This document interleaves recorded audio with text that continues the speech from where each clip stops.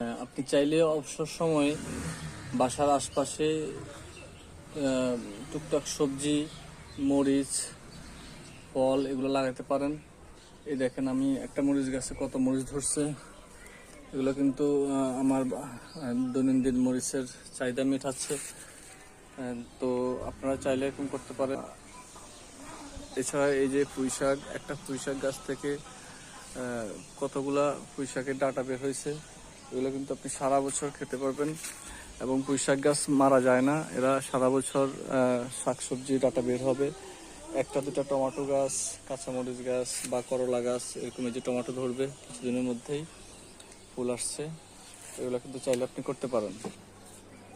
এই দেখেন এখানে করলা গাছ, এগুলোর মধ্যে কিছুদিনের মধ্যে করলা ধরবে।